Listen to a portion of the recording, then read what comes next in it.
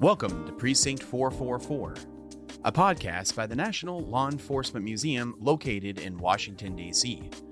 Here at Precinct 444, we cover a wide range of topics surrounding American law enforcement through our 4 core shows and bonus content.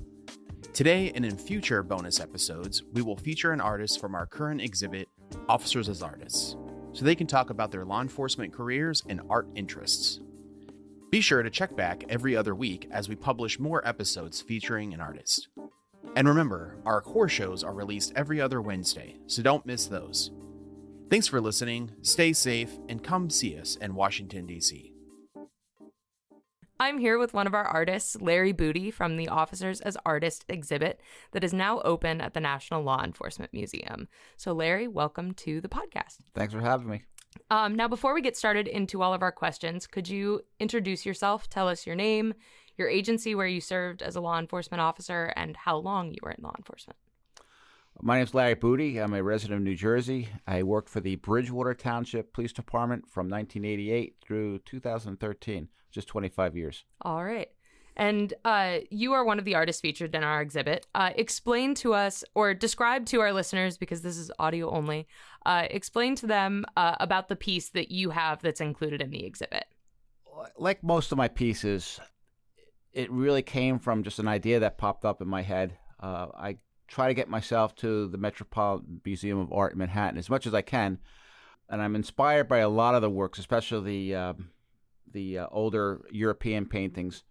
Some of the European still lifes were becoming interesting to me at one point, and I wanted to do something in that vein. I liked the way some of these wooden objects looked as depicted in some of these paintings. I kind of imagined a set of bagpipes that way, and it really was that. I wanted to just set these things up and paint it as detailed as I could possibly do it. A former co-worker and somebody actually went to the police academy with had a set of bagpipes. I borrowed those, brought them back to my house. I set them up on my kid's dresser. He was away at college at the time. Mm-hmm. And set a few more objects up on the table, like my old motorcycle boots from when I rode the motorcycle on a job, a flag, and a few other objects, and did it from there. And then that's all. One of the pieces I still have at my house. Some of my better pieces are off of their new owners, of course. Yeah, which is always a great way to feel. Right. That's a great way to feel. Is my best pieces are actually in someone else's house.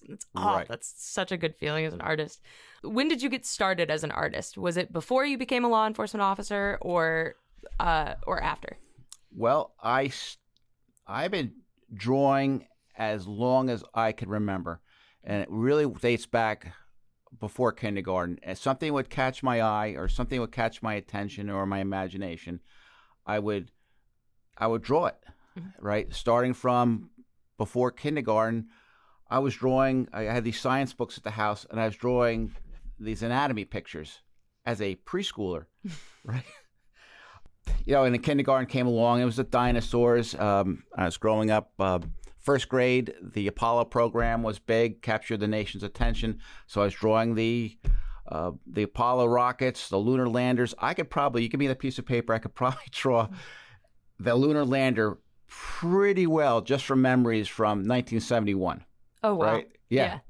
Then it was sailing ships in third grade. It was trains, and it was the war stuff in fifth grade. Then as I got towards eighth grade, it was the rock bands and all that. Mm-hmm. And but it was really just pencil drawings. Mm-hmm. And it wasn't until after I retired that I actually started painting. I retired in 2013, like I said, and I had always been intimidated by painting. It is really next level stuff. Mm-hmm. And I found the right teacher half a mile from my house, mm-hmm. and the rest is history. I had some really good instruction, and I'm thriving with it right now. Absolutely.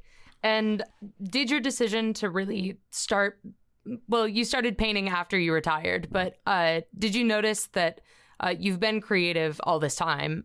Did you notice that your creativity kind of helped you cope with the stresses of the job of law enforcement, or did it not really feel like it was related? On the job, I have to back up a little bit. My first year in college was Philadelphia College of Art. That's the school that just went out of business in downtown Philadelphia. But after a semester there, I realized that industrial design wasn't really for me.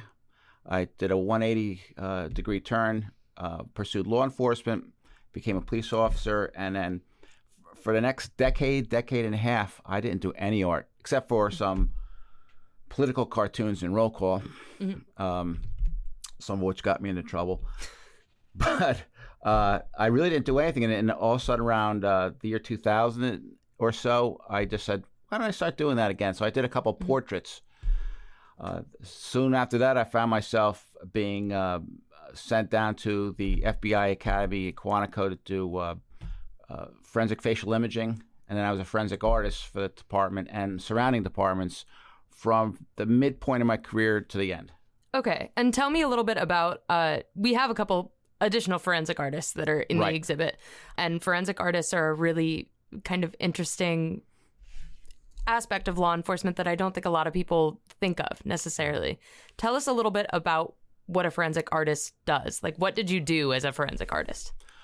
For me, in a little police department in New Jersey, I was basically a composite sketch artist.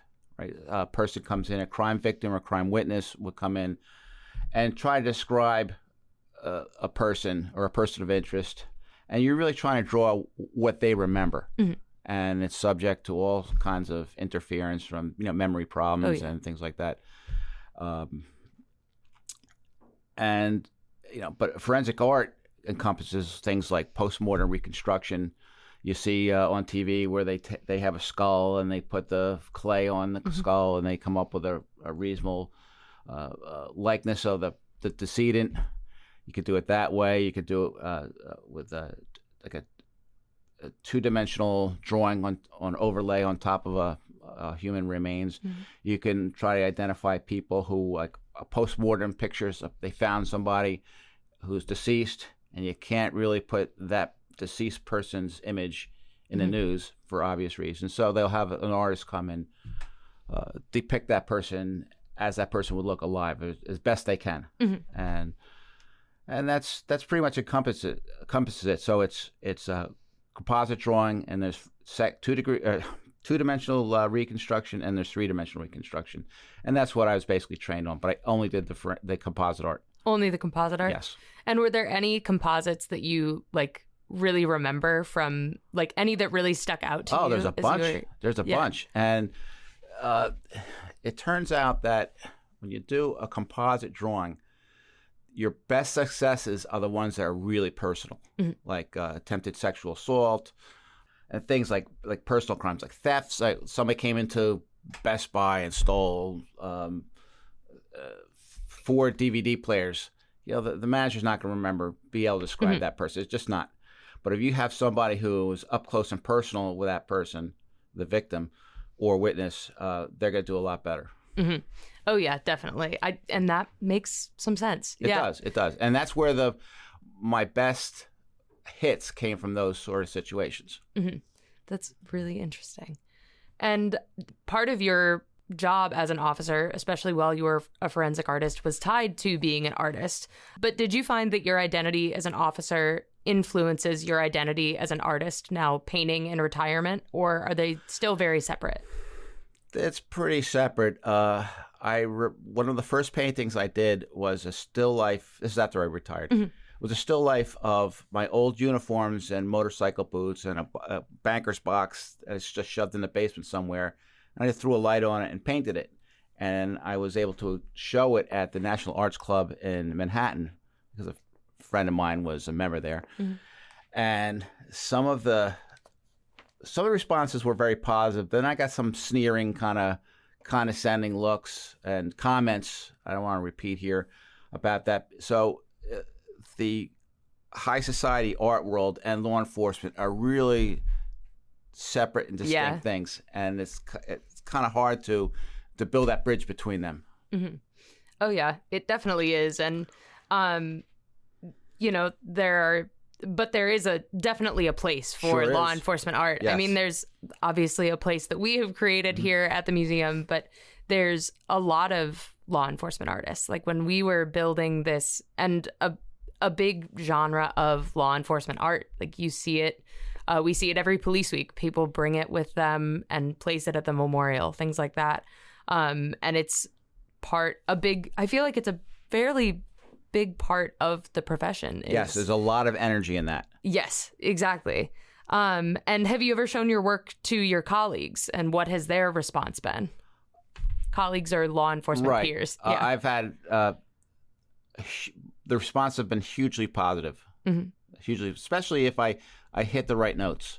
Oh right? yeah, and it's just not the law enforcement related paintings. I did a few portraits of some coworkers or former coworkers in uniform. But it's other things like I mentioned to you yesterday, the cat painting I did recently, right? It's people, even cops, have interests outside the job, and they kind of relate to these other topics, these other subjects. So, like I said, it's been hugely positive.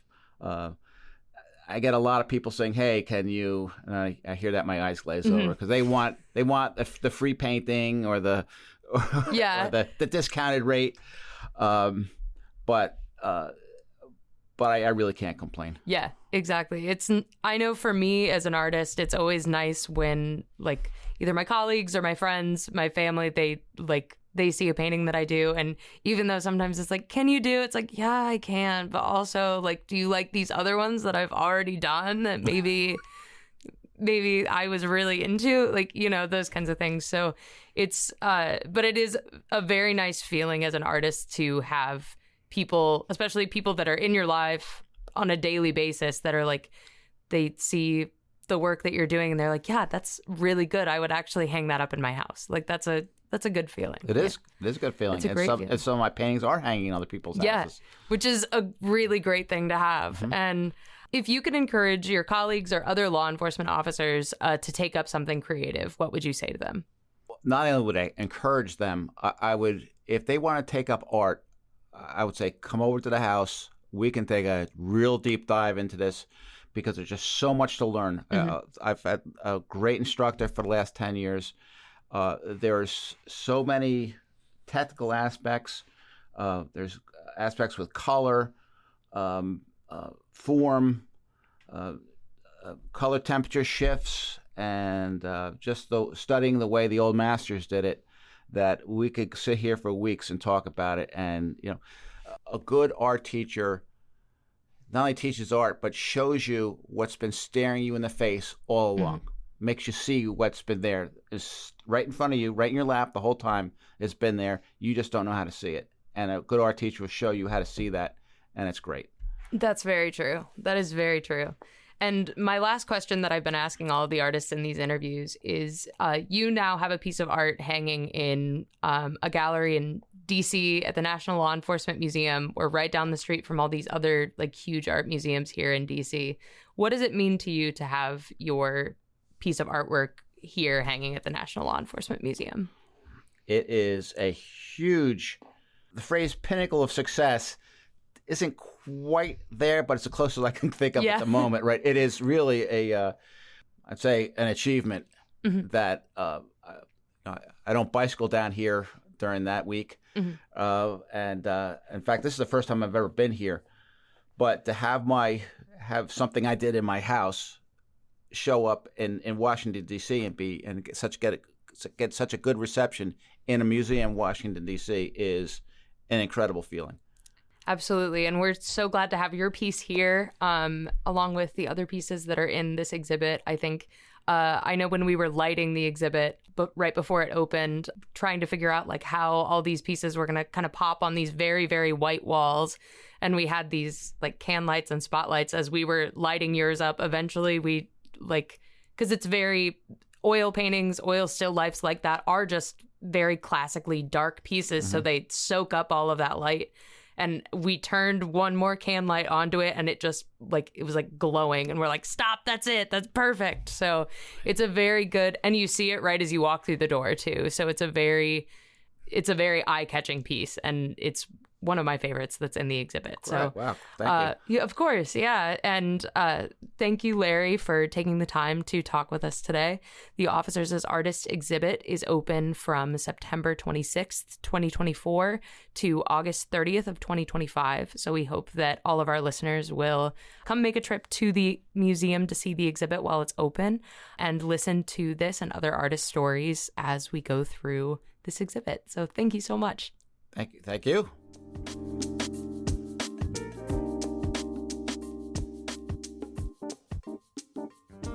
Thanks for listening to this special bonus content featuring an artist from the museum's temporary exhibit, Officers as Artists, where the artworks of 50 law enforcement officers from all over the country are on display now through August 30th of this year.